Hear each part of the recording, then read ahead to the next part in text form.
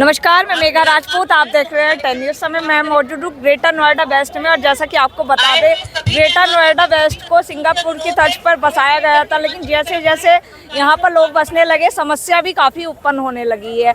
और आज यहाँ पर जो निफोवा है, उसके द्वारा यहाँ होली मिलन समारोह का आयोजन किया गया है। यहाँ पर निवासी भी मौजूद है ग्रेटर नोएडा वेस्ट के। आइए बातचीत करते हैं और जानते हैं क्या समस्याएँ हैं।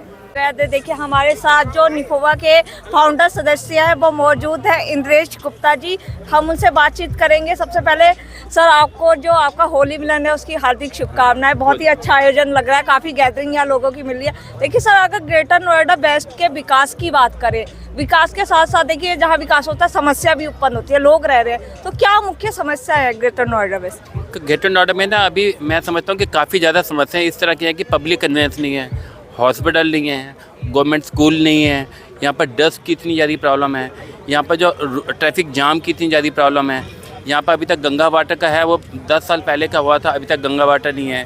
तो जो बिल्डर है उसके साथ में जो प्रॉब्लम है वो तो बिल्कुल अलग ही लेवल की है, कोई इन पर कोई सुनवाई नहीं है। जबकि ये प्रॉब्लम जो है सबके सब अथॉरिटी और इवन सीएम तक भी हमने सबको लेटर लिखा हुआ है, सबको पता है, लेकिन सोल्यूशन कुछ नहीं निकल रहा। सर देखिए, जो अथॉरिटी के अधिकारी हैं, क्या रवैया उनका? देखिए, अथॉरिटी के अधिकारी भी मुझे लगता है कि कुछ पॉइंट पे तो उनके हाथ में भी पावर नहीं है, क्योंकि अगर बिजली है तो अथॉरिटी वाले कैसे दे देगा। ट्रैफिक जाम है तो वो जो उसमें जो पुल ब्रिज वगैरह बनेगा, अंडरपास बनेगा, वो सारी चीज़ लखनऊ से सैंक्शन होती हैं। तो अगर हॉस्पिटल भी है तो अथॉरिटी से लैंड अलॉट कर सकते हैं, लेकिन गवर्नमेंट हॉस्पिटल के लिए फंडिंग तो बजट तो सेंटर वहीं से आएगा, लखनऊ से आएगा। तो ये प्रॉब्लम का 90% प्रॉब्लम का सोल्यूशन जो है लखनऊ से ही होगा। सर आप क्या चाहते हैं, किस तरह का समाधान होना चाहिए? देखिए, सारी समस्याएं जो हैं वो उनका सोल्यूशन निकलना चाहिए। ये सिटी जो है नोएडा एक्सटेंशन, इसको बसे हुए भी 15 साल हो चुके हुए हैं। तो ये नहीं है कि कल की सिटी है या कुछ है। तो इसमें अगर चाहते हैं गवर्नमेंट को इतनी, इसमें से जो लैंड से भी इतना रेवेन्यू मिलता है, रजिस्ट्रेशन से भी इतना रेवेन्यू मिलता है, हर चीज़ में इनको जीएसटी मिलता है, तो अगर उसका 50% भी गवर्नमेंट इसी एरिया में लगाएगी तो इनको काफ़ी ज़्यादा हमारी डेवलपमेंट हो सकती है। अब मैम, आपका क्या नाम है, क्या कहना चाहेंगी यहाँ की समस्या को? मैं श्वेता भारती हूँ और मैं निफोवा की फाउंडर मेंबर में से हूँ एक।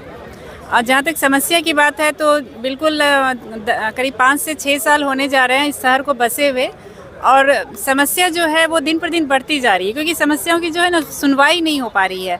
और सबसे बड़ी समस्या यहाँ पे है, फ्लैट खरीदारों को अभी तक फ्लैट नहीं मिला है, और जिनको मिला है उनकी रजिस्ट्री नहीं हो रही है। हम रोज़ाना जो है यहाँ पे एक मूर्ति के पास आकर हम लोग प्रोटेस्ट करते हैं, हमारी घरों की रजिस्ट्री नहीं हो पा रही है। और बहुत सारे ऐसे प्रोजेक्ट हैं जहाँ रजिस्ट्री हो गई है या फिर घर मिल गए हैं, तो उन्हें बेसिक सुविधाएं जो हैं, बिल्डर वो बेसिक सुविधाएं तक नहीं दे रहा है। जैसे फायर सिस्टम अगर लगे हैं, और हाई राइज बिल्डिंग, आप सभी जानते हैं कि अगर हाई राइज बिल्डिंग में आग लग जाए तो बहुत ही ये मतलब एक से दूसरे फ्लैट में बहुत ही तेज़ी से फैलती है आग। लेकिन आप अभी भी कई सोसाइटियों में जाएंगे तो फायर सिस्टम जो है वो काम नहीं कर रहा है प्रॉपर तरीके से। तो अथॉरिटी की तरफ से इन सब चीज़ों की एक नियमित जांच पड़ताल होनी चाहिए हर प्रोजेक्ट में जाकर के, खासकर ये सब जो फायर सिस्टम है ये सब प्रॉपर तरीके से चलने चाहिए। लेकिन यहाँ ऐसी कोई व्यवस्था नहीं है। अभी इक्का दुक्का सोसाइटी छोड़ दें तो यहाँ पे हर सोसाइटी में यही हालात है, आग लग जाए तो सब राम भरोसे है। और ट्रैफिक की बहुत प्रॉब्लम है यहाँ पे, ट्रैफिक जाम रोज़ का ये तमाशा है। आप एक मूर्ति चले जाएं, गौर चौक जो है वो 3 मूर्ति वहाँ चले जाएं, वहाँ भी रोज़ाना जो है वो जाम की समस्या बनी रहती है। और इस पर किसी भी मतलब जो एक प्रशासन का ध्यान होना चाहिए, हमें बार बार ट्वीट करना पड़ता है, हमें बार बार मुद्दे को उठाना पड़ता है, तो वो चीज़ ना हो करके प्रशासन को खुद से संज्ञान लेना चाहिए, क्योंकि शहर नया बसा है और यहाँ पे काफ़ी लोग पहले से रह रहे हैं, और अभी हज़ारों की संख्या में एक साल के अंदर यहाँ पे और भी लोग यहाँ आने वाले हैं। तो शहर को व्यवस्थित तरीके से चलाने के लिए प्रशासन को, प्राधिकरण को और थोड़ा सख्त होना होगा, और उनको अपनी तरफ से और जो भी सॉल्यूशन निकाल सकते हैं उसको निकालना होगा। मैम, आपका क्या नाम है, क्या कहना चाहेंगी यहाँ की समस्या को? मैं रंजना सूरी भारद्वाज हूँ, मैं भी निफोवा की फाउंडर मेंबर हूँ। अब जैसे श्वेता जी, इंद्रेश जी ने तो सारी समस्या रखी है, आपकी समस्या तो बहुत सारी है, आपको ज्ञात भी हुआ होगा। बस हमारा सिर्फ ये है कि हम जो धरना प्रदर्शन जो भी हर संडे, चाहे धूप हो, आंधी हो, तूफान हो, लगे रहते हैं। बट कभी कभी ऐसी बात चुपती है, जो हमारे जनप्रतिनिधि है वो ऐसे कहते हैं कि हम कुछ लोगों ने धंधा बना के रखा है।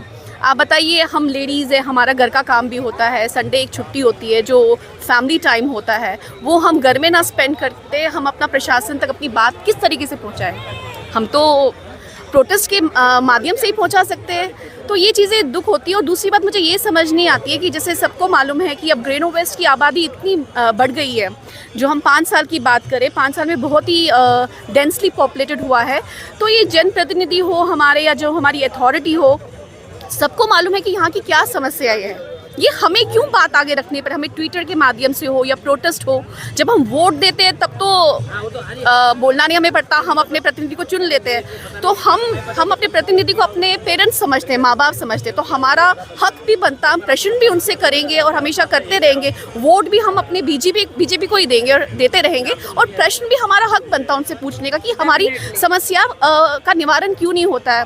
फुटओवर ब्रिज नहीं है, जितने भी चौराहे हैं वहाँ पे क्रॉस करना बहुत मुश्किल होता है, वो नहीं बने हुए, वो बनने चाहिए। नाले नहीं ढके हुए हैं जहाँ से फॉल स्मेल आती है, आए दिन उसमें बाइक्स गिरती है, लोग गिरते हैं, हमारे जो गौ माता है वो गिर जाती है। तो ये सब चीज़ें तो प्रशासन ने देखना है। तो समस्या तो बहुत ही, अब कब अंत होगा हमें नहीं पता। अब तो मुझे लगता है शायद आधी ज़िंदगी हमारी प्रोटेस्ट में ही बीत गई है।